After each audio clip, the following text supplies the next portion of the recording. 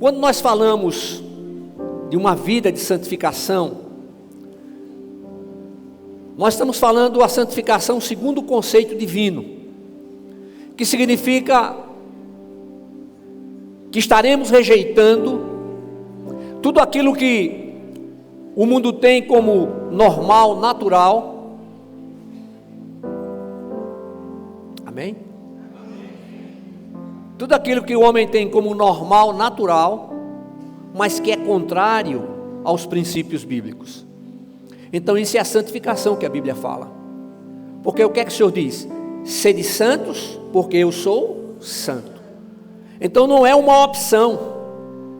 Mas a pastor, a igreja do terceiro milênio, e daí? Mas o mundo globalizado, e daí? Deus é o mesmo. A palavra dele não muda. Então a santificação não é uma opção. Não foi uma opção para a igreja do passado, mas é uma determinação para a igreja do Senhor em todos os tempos. Então o Senhor espera que a nossa vida seja uma vida onde estejamos testemunhando de que verdadeiramente somos servos do Deus vivo. E por favor, isso não significa ser melhor do que os outros, não significa discutir religião. Deixa eu falar uma coisa para vocês: nunca discutam sobre religião.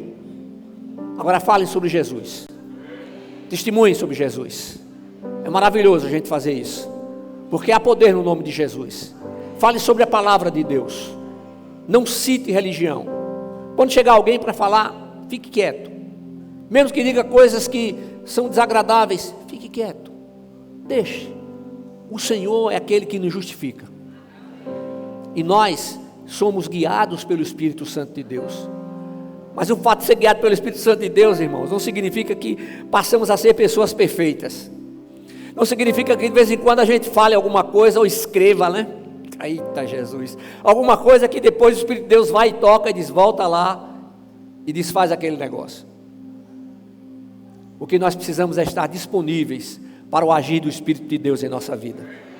1 Coríntios capítulo 6, somente o versículo 12, foi o texto que o Senhor colocou no meu coração para essa manhã. 1 Coríntios capítulo 6, versículo 12. Todas as coisas me são permitidas, mas nem todas são proveitosas. Todas as coisas me são permitidas, mas eu não me deixarei dominar por nenhuma delas. Amém? Agora, irmãos, o amor de Deus, além de ser indescritível, nós não podemos descrever esse amor, nós não podemos aquilatar esse valor, esse amor, avaliar esse amor, porque se a gente pudesse usar uma palavra, eu usaria assim: é infinito, assim como a sua graça, assim como a sua misericórdia. E nós não conseguimos escrevê-lo porque nós não temos uma percepção real do amor de Deus para a nossa vida. Nós entendemos um pouco. Agora, amados irmãos, todo o nosso relacionamento com Deus ocorre por meio da fé que depositamos nele. E esse amor inimaginável é derramado sobre nós abundantemente e de maneira ininterrupta, porque ele não para. Não, agora eu vou parar de derramar do meu amor sobre você. Não, ele continua. Ele transborda na nossa vida. E é o amor de Deus que gera o compromisso com cada pessoa. E nós sabemos que fomos criados por Deus, porque Ele se manifestou, Ele se declarou Deus, Ele se apresentou a nós. Se Ele não tivesse se apresentado, nós não teríamos esse conhecimento que temos hoje. Mas Ele não somente se apresentou, mas Ele teve o cuidado de preparar pessoas para que escrevessem a Bíblia Sagrada, e com um cuidado muito grande, que a Bíblia Sagrada nunca fosse um livro religioso. Realmente a Bíblia Sagrada nunca foi, não é e jamais será um livro religioso. A Bíblia Sagrada é a palavra de Deus, amém? Então a Trindade Santa está comprometida conosco de maneira completa: espírito, alma e corpo. Não é somente o espírito. Alguns entendem que espírito e alma é a mesma coisa. Eu entendo que nós somos seres espirituais temos uma alma e habitamos em um corpo. Nossa alma, as emoções, o nosso espírito, a essência da nossa vida. Agora, irmãos, na época a filosofia grega não dava nenhum valor ao corpo, descrevendo que o corpo era apenas a prisão da alma. Por essa razão, eles pensavam que tudo aquilo que fizessem com o corpo não contava, né? Mas Paulo, ele rechaça a filosofia grega e diz que Deus criou o nosso corpo. Ele nos deu um espírito novo. Cada pessoa que nasce não recebe um espírito que vai ser reencarnado, não. Hebreus 9, 27, como ao homem é dado o direito de morrer uma única vez e após a morte segue-se o juízo.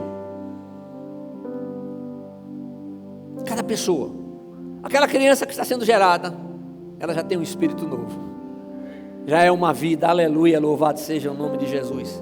Então, irmãos, o corpo é tão importante para Deus que Ele irá ressuscitá-lo. E teve uma época que eu fiquei perguntando ao Senhor, mas nenhuma coisa, está todo mundo lá, já. Agora, na hora do toque da trombeta, eles vão voltar e vão ressurgir primeiro, né? Aqueles que estão com Cristo ressurgirão primeiro, e nós que estivermos vivos seremos imediatamente transformados e juntos subiremos ao encontro do Senhor nos ares. Eu disse, mas por que isso, Senhor? E o Senhor me falou algo que para mim foi tremendo, e eu tive um outro entendimento. Quando Ele me falou o seguinte, Ele disse, assim como não deixei o corpo do meu filho sobre a terra, não deixarei os corpos dos meus filhos sobre a terra. Aquele corpo será transformado, e isso vai levar um piscar de olhos. Então, esse corpo tem uma origem maravilhosa, pois Deus o criou para um fim glorioso, pois Deus o ressuscitará, e por conseguinte, o corpo não pode ser usado para impureza, mas deve ser usado para o louvor da glória de Deus, amém? É isso. Ora, quem está em Cristo é uma nova criatura. As coisas velhas já passaram, já ficaram para trás. Significa o quê? Aquele que mentia não mente mais, aquele que adulterava não adultera mais, aquele que enganava não engana mais, aquele que roubava não rouba mais, aquele que era corrupto não é mais corrupto, porque a presença do Espírito de Deus faz toda a diferença.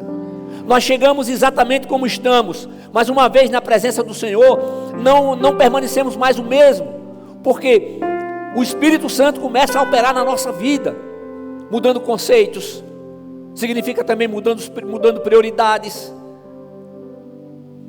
os nossos objetivos, mudando aquilo que a gente fala, a maneira como a gente fala.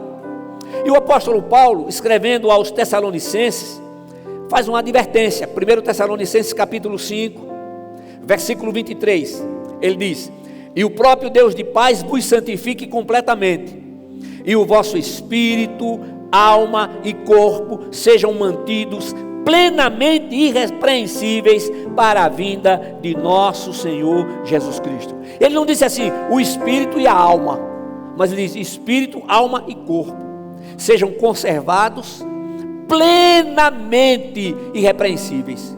Então, não é uma opção de santificação, mas uma determinação divina.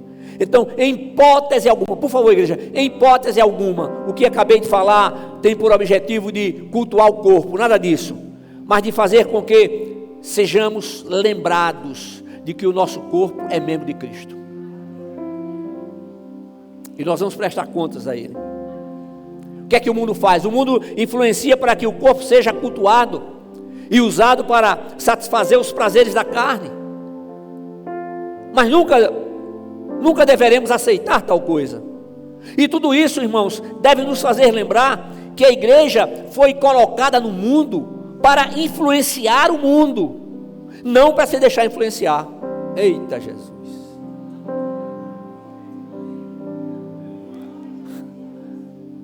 Olha só, a igreja está no mundo para influenciar o mundo e não para se deixar influenciar. Aí isso vai. maneira de falar, vestimenta, maneira de agir. Isso envolve tudo. Envolve tudo. E toda mudança ela tem que começar no mais profundo do nosso ser. Deus conhece os nossos pensamentos, conhece os nossos propósitos. Ele sabe exatamente o que iremos pensar amanhã, depois. Ele já está no amanhã esperando por a gente. Não conseguimos esconder de Deus absolutamente nada. Mas pastor, por um milionésimo de segundo, não. Deus é absoluto. Ele é absoluto em todas as coisas. Aleluia, glória a Deus. Agora, irmãos, não podemos nos esquecer que a igreja foi colocada para influenciar o mundo e não para se deixar influenciar. Ô irmãos, tem cada moda estranha, né? Um negócio esquisito, né? Por aí. E a gente tem que chegar e analisar tudo direitinho. A gente tem que ter cuidado com a aparência. Não é apenas para mostrar alguma coisa, não, mostrar o que nós somos. Mas somos servos do Deus Altíssimo, precisamos ter cuidado, né? A nossa missão como igreja é de ser sal da terra e luz do mundo. É fazer com que o mundo perceba que verdadeiramente há diferença entre o justo e o ímpio, entre o que serve a Deus e o que não serve. Está lá em Malaquias 3,18. Aí vem a minha primeira pergunta para você. Será que está acontecendo comigo? Eu faço essa pergunta para mim, você faz a pergunta para você e é você mesmo quem responde.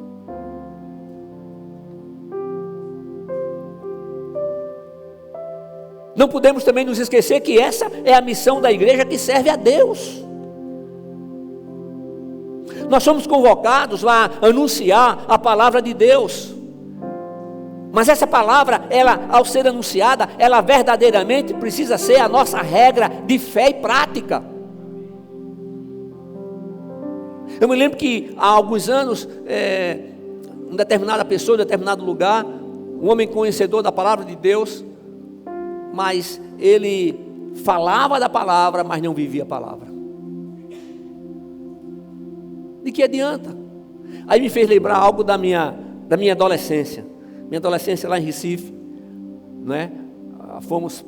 Moramos em Recife durante algum tempo, meus pais, e ficamos frequentando a Igreja Batista da Concórdia. E lá nos adolescentes tinha programação dos adolescentes, né? Tinha os juniores, né? Tinha os intermediários, olha. E aí eu me lembro que tinha um colega, um irmão, que ele tinha uma facilidade muito grande de falar. E teve um dia que nós fomos caminhando, né, lá da Concórdia até para Boa Vista, para Conde da Boa Vista, para depois pegar um ônibus. E ele disse um negócio para mim, que eu nunca esqueci. Ele disse: Múcio, eu vou dizer uma coisa para você. Eu conheço, tudo isso que eu falo eu conheço. Mas sabe de uma coisa? Eu não sigo nada disso. A partir daquele dia eu digo: eu não quero ser como esse cara não. Muitos conhecem a palavra, mas simplesmente tem como algo distante, como uma teoria que é para os outros e não para si.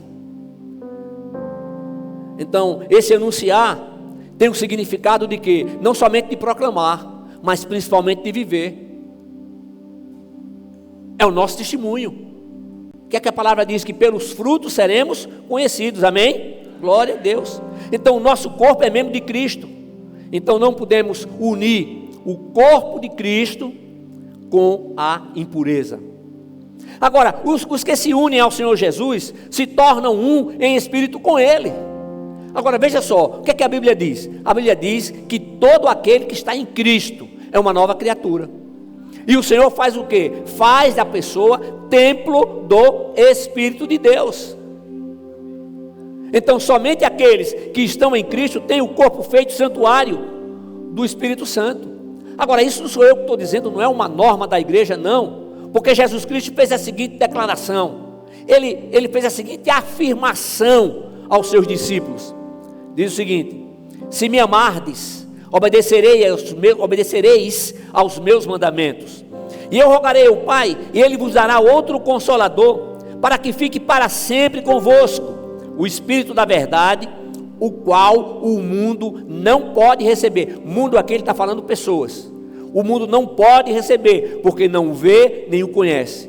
Mas vós o conheceis, pois habita convosco e estará em vós.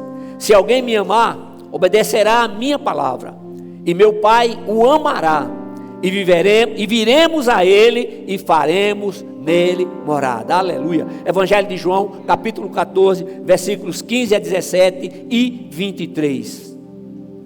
Outra coisa, igreja, que nunca deveremos nos esquecer, é o propósito do Pai eterno, nos fazer semelhantes ao seu Filho Jesus. Aí você vai pensar o que mais? Isso aí é impossível. Agora, o significado prático dessa verdade é que o agir divino nos faz separados do mundo, sem nos tirar do mundo físico. Entendeu? É isso aí. O que é que Jesus? Jesus estava no mundo. Da que maneira? Na terra. Não é no mundo, lá no mundo, como a gente fala, mas no mundo terra. O Deus eterno que se fez carne e habitou entre nós. Nasceu gerado pelo Espírito Santo, né? Gerado, nascido de uma virgem. E tudo foi tentado. Jesus Cristo não foi o segundo Adão. Não, irmãos. Jesus foi o último Adão. Porque dizer que Jesus Cristo foi o segundo é admitir a existência de um terceiro, um quarto, um quinto. Não, ele foi o último Adão. O primeiro Adão foi alma vivente. E o último Adão, Jesus Cristo, Espírito vivificante. É o que diz a sua palavra. Amém? Amém? Então nunca esqueça que o significado prático dessa verdade é que o agir divino nos faz separados do mundo, sem nos tirar do mundo. Igreja, tudo que não é digno de Deus, não é digno do nosso corpo. Amém? Mais uma vez, buscamos a santificação. Por que a gente busca a santificação? Porque ainda estamos nesse corpo do pecado. Por favor, a nova criatura, ela não deixa de ser pecadora.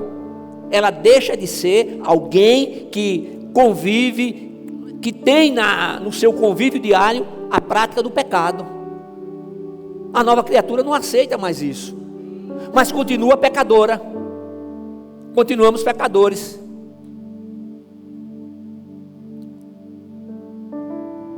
E o Espírito de Deus vai trabalhar na nossa vida sempre. Eu tenho dito a vocês que tem um prazo para o Espírito Santo trabalhar na nossa vida. E o prazo é esse: enquanto estivermos vivos. Enquanto a gente estiver vivo, Ele vai trabalhando na nossa vida. Porque não existe ninguém perfeito. O único perfeito foi o Senhor Jesus. Aquele que em tudo foi tentado. Então a tentação não é pecado. Qual é o pecado? É ceder à tentação. É alimentar a tentação para que a tentação se torne realidade na nossa vida. Aí é pecado. Nós não podemos impedir que os pensamentos cheguem, mas podemos impedir que eles permaneçam. Aí vem um pensamento, aí você já discerne: não, isso aqui não provém do Senhor. Abre a tua boca e fala: louvado seja o nome de Jesus. Em nome de Jesus eu repreendo todo pensamento, todo sentimento que não provém do meu Deus. Você não precisa gritar. Mas se estiver sozinho dentro do carro, dentro de casa, se quiser gritar, pode gritar, não tem problema não. Você não vai gritar na fila do banco, você vai espantar todo mundo. Provavelmente o pessoal vai correr. Mas você dentro do seu carro pode gritar, não tem problema nenhum. Glórias ao nome de Jesus. Louvado seja o nome do Senhor. A nossa natureza caída, o velho homem, ele tem que ser mortificado. Essa velha natureza caída, ela tem que ser mortificada a cada instante. Não é a cada dia não, é agora. Porque no momento que a gente deixar de mortificar a velha natureza, ela vai se levantar e vai se levantar pior do que antes. E esse não é o propósito do Senhor. Mas eu vou concluir. A realidade bíblica também tem por objetivo de nos fazer administrar a nossa vida de uma maneira tal que o Espírito Santo tenha liberdade de agir. Eu tenho dito aos irmãos, não basta dar liberdade para o Espírito de Deus agir na sua vida. É preciso dar liberdade e aceitar tudo aquilo que Ele tem para mudar em nosso viver. Com certeza Ele vai ter o que mudar. Porque nós somos imperfeitos. Às vezes coisas que já fazíamos há muito tempo. Aí alguém pode perguntar, mas qual é o mal nisso? Você tem que saber de Deus. Se Ele está dizendo que não é para fazer, não é para fazer e acabou. Mas eu não vejo lógica nisso. Mas o Senhor não disse assim, vivam pela lógica. Ele disse, vivam por fé. Ele disse, sede santo porque eu sou santo. Aí qual é o problema de muita gente? Que quer entender Deus com essa mente aqui limitadíssima. Deus não é para entender, Deus é para ser aceito. Deus é para ser louvado, Deus é para ser exaltado, Deus é para ser glorificado, aleluia. A sua palavra é para ser lida, ser estudada, ser aprendida e ser praticada, aleluia. Glórias ao nome de Jesus. Então, nós podemos dizer que esse administrar tem o seguinte significado: você, nós nos submetemos ao Espírito Santo de Deus, sem discutir. Eu não vou discutir, eu vou discutir com o Espírito de Deus. Está doido, pai? Tem o meu juízo perfeito. Está louco. O cara vai discutir, eu vou discutir com Deus. Aí tem gente que diz assim, não, aí eu fui, peguei Deus, coloquei no canto da parede. Rapaz, nem por alegoria diga isso. Você está pensando que Deus é o quê? Para a gente colocar Deus no canto de parede? Deus é Deus. Aí tem gente que pensa que Deus perdeu o seu poder. Mas o mundo está do jeito que está. E daí? A palavra já fala sobre isso. Nós estamos vivendo os últimos dias. Mas Deus tem o controle? Tem. Ele tem todo o poder? Tem. Ele nos deu liberdade de escolha. E tudo aquilo que nós escolhemos gera consequências. Então ninguém diga assim, Deus fez com que eu pecasse. Não. Deus não tem pecado, Deus não tem pecado, Ele abomina o pecado. Quando Jesus Cristo estava sendo crucificado, Jesus Cristo o homem, ali na cruz de Calvário, o que foi que Ele fez? Ele deu as costas para o seu próprio Filho. Ele fez do seu próprio Filho pecado, para que nele sejamos feitos justiça e santidade provenientes do próprio Deus. A Bíblia diz que a vontade do Senhor é boa, agradável e perfeita. Existem momentos que nós passamos por situações tão difíceis, choramos, mas não nos desesperamos, porque mesmo diante da situação mais terrível, a presença do Senhor faz a diferença em nosso viver. O que foi que Jesus disse quando estava voltando para o Pai? Ele diz, eis que estou convosco todos os dias até a consumação do século. Ele não disse estarei. Ele disse, quando ele diz eu estou, como você está falando o presente do indicativo, eu estou. Então Ele está na hora da alegria, na hora da tristeza, na hora da prova, na hora da bênção, na hora da dúvida, na hora da enfermidade, na hora da morte. É o Espírito Santo aquele que nos sustenta, aquele que nos consola, é aquele que nos conforta. É o Espírito Santo aquele que nos convence do pecado, da justiça e do juízo. É o Espírito Santo que nos conhece. E Ele nos conhece perfeitamente, aleluia. Irmãos, agora por que nós nos submetemos ao Espírito de Deus e obedecemos sem questionar? Sabe por quê? Porque nós sabemos que as lutas que enfrentamos são batalhas espirituais. E essas batalhas espirituais, elas não serão vencidas com armas convencionais. Mas nós temos a palavra de Deus, a Bíblia Sagrada, que é a espada de dois gumes, é a espada de defesa e de ataque. É a espada de defesa e de ataque? Vai lá a palavra. É a espada de defesa e de ataque. Espada de dois gumes, aleluia. Glórias ao nosso Deus. Porque nós temos o quê? Nós somos convencidos pelo próprio Espírito, pelo Espírito Santo, através da sua palavra, que todos os princípios bíblicos existem para o nosso bem. Se você crê, você diz comigo. Escute primeiro, depois você vai repetir, tá? Eu vou dizer o seguinte: eu creio que os princípios bíblicos, eu creio que todos os princípios bíblicos são para o meu bem, para o bem da minha família. Amém? Aí você diz isso. Aí eu entendo, eu sei, eu aceito por fé, Pai. eu não entendo com a minha mente, mas eu aceito por fé que todos os princípios bíblicos existem para o nosso bem. E qual é a determinação divina? A determinação divina é que verdadeiramente vivamos por fé. Agora, irmãos, na terra nós não conseguimos avaliar a grandeza do amor e da graça de Deus. Eu falei isso agora há pouco. Mas nós podemos experimentar um pouco a cada dia de um deles, quando verdadeiramente abrimos o coração e deixamos o Senhor reinar o nosso ser. Aleluia. Nós estamos vivendo no novo pacto, na nova aliança, e a nova aliança está fundamentada na graça e nos requisitos morais de Deus. Amém? A nova aliança está firmada na graça de Deus e nos requisitos de Deus. Amém? Requisitos morais de Deus. Como todos percebem aqui, hoje nós estamos celebrando a ceia do Senhor.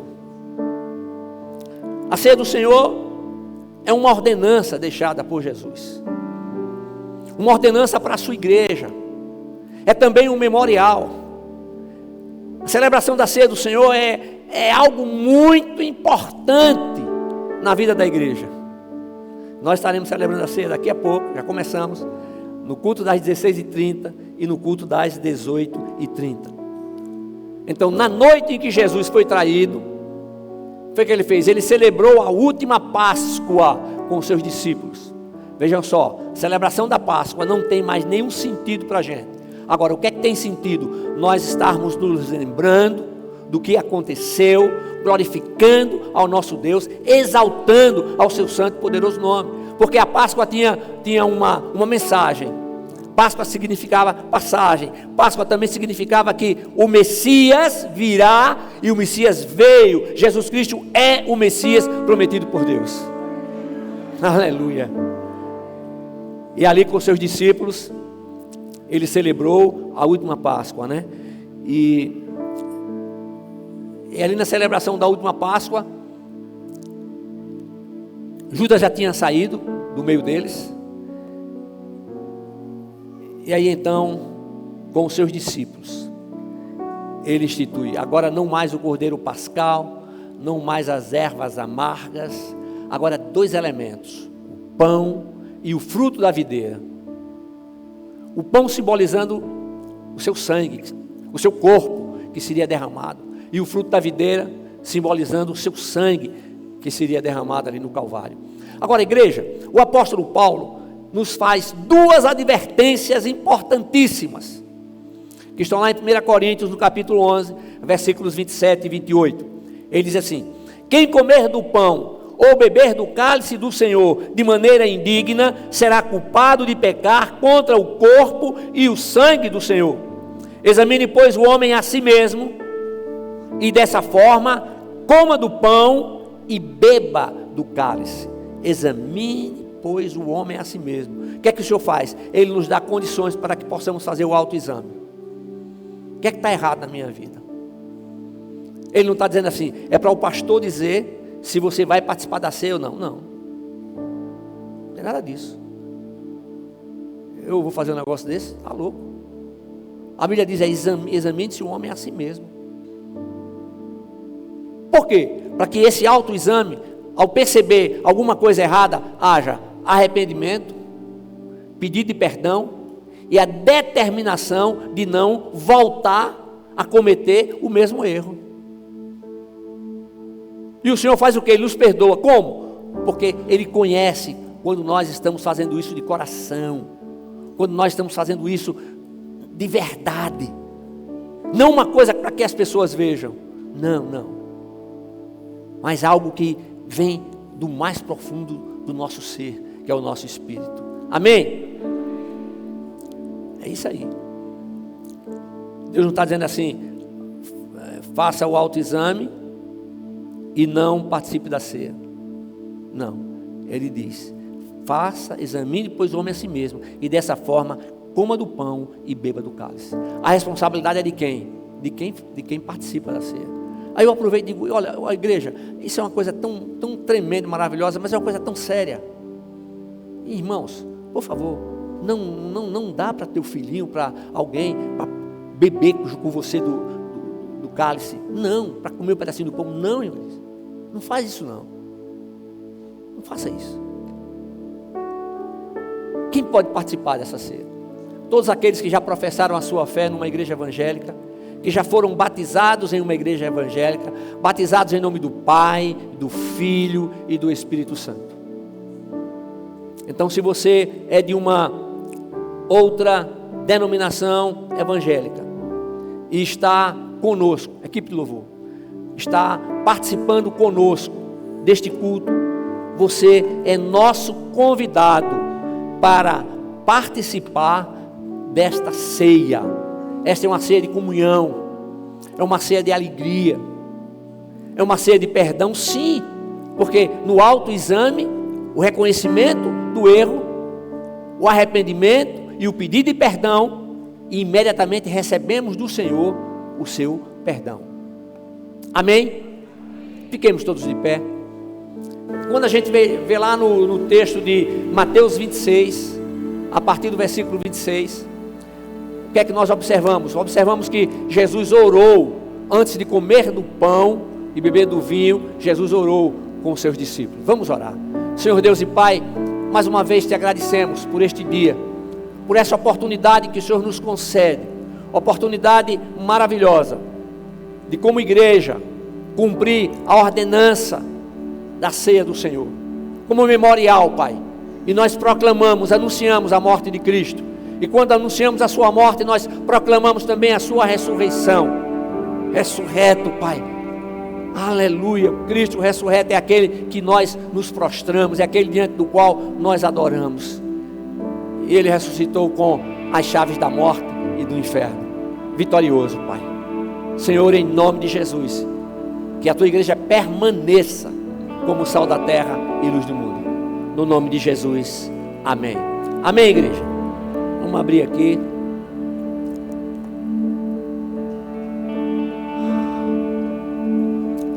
Aleluia. Todos abriram.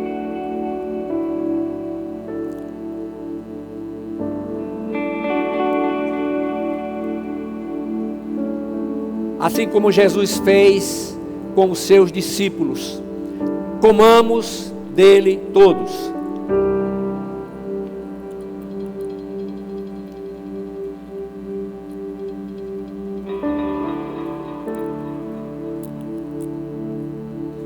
Da mesma maneira, bebamos dele todos.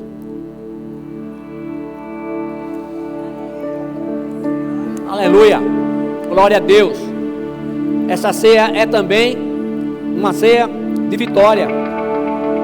Nos alegramos, porque o nosso Redentor vive.